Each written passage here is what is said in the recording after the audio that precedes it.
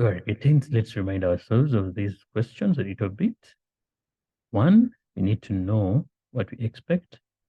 We shall expect what we call finance, what will deal with money. Then we shall also expect data handling. That's paper one, data handling, and followed by probability, paper one. All right, we shall look at question number one here, just as a revision. Maya owns a restaurant that she sells delicious freshly baked products. Maya's sales declined significantly due to the pandemic. The graph below shows Maya's income and expenditure over the past 6 months. Study the graph carefully and answer the questions that follow. All right, this is a graph that looks like. And first and foremost, when you look at it, it's a double bar graph. For the 6 months, we have June, July, August, September, October, November. All right, there we go. The blue part represents expenses, and the orange part with a star represents income. All right, let me say, give the name of the type of the graph. We've just said it's a double bar graph. It's a double bar, the double bar graph, and they're asking you in which month does Maya's income equal to her expenses? And looking at what we call the break-even point. When do they? All right, this is the month, which is what? August. The expense equals to income. So we shall say here it's what? August.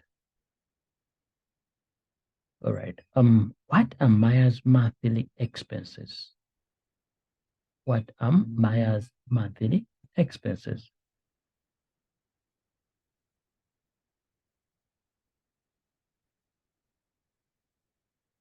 Okay, it was supposed to be monthly. It's like how much? We shall say they are at 30 rand. Because the blue represent. So here 30, we have 30, 30, 30, 30, 30. What are the expenses? This will vary. What are Maya's monthly expenses? Actually, it will be how much. So because the expenses here, we would look at her rent, the ingredients, you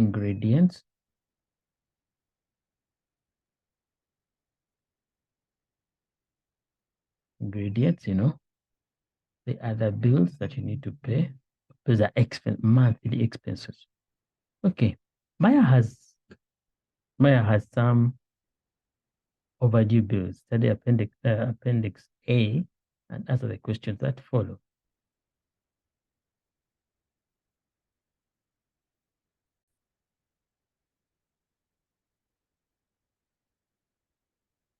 All right, this is the appendix that we have. This is what they were telling us, and when you look at it, it's more like a bill, a statement, monthly statement that she has to look at. All right, we have the account number, total outstanding amount, the reference number, the date, the due date, the amount paid. The account period. All right, let's look at that and say, we look at the questions. They say, what is the name of the company that issued this account? We shall come here and we shall say it's called Edison. Edison.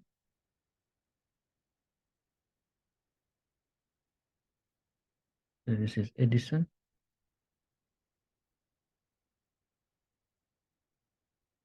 Write down the account number.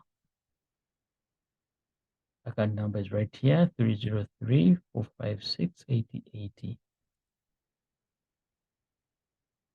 303-456-8080. Write down the name of the month in which the account needs to be settled. In the month in which the account has to be settled, due date. It's supposed to be settled in October. Write down the name in which the month has to be settled. Supposed to be in October. Write down the name of the month in which the account needs to be settled. It's supposed to be October. Write out the full amount due in words. It's going to see full amount due.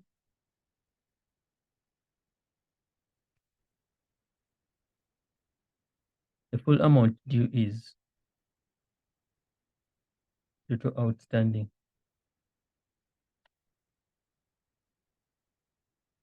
So this will become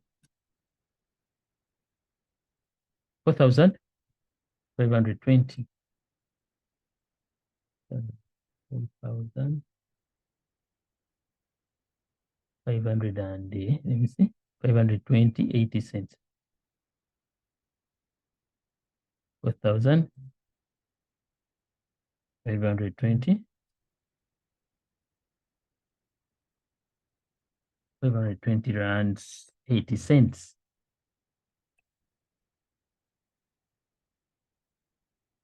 4,526, 20 rands, 80 cents. That's what we want to see.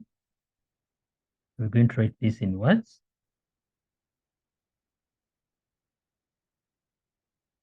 It's going to be 4,080 cents. So if you're writing, you say 4,000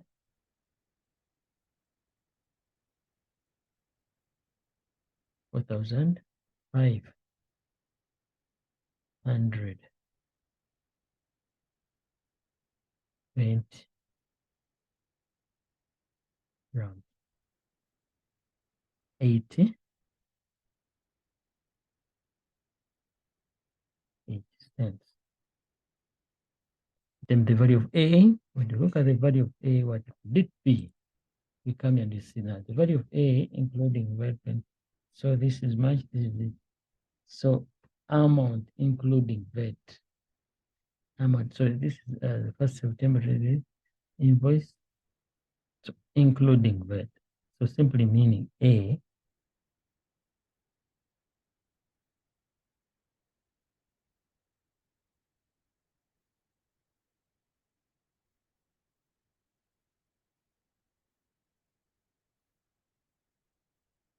is outstanding balance of 600 here.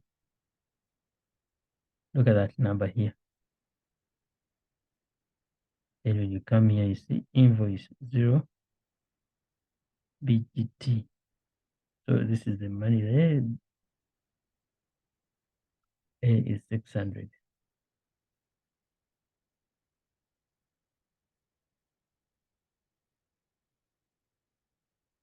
Marks the end of question number 1.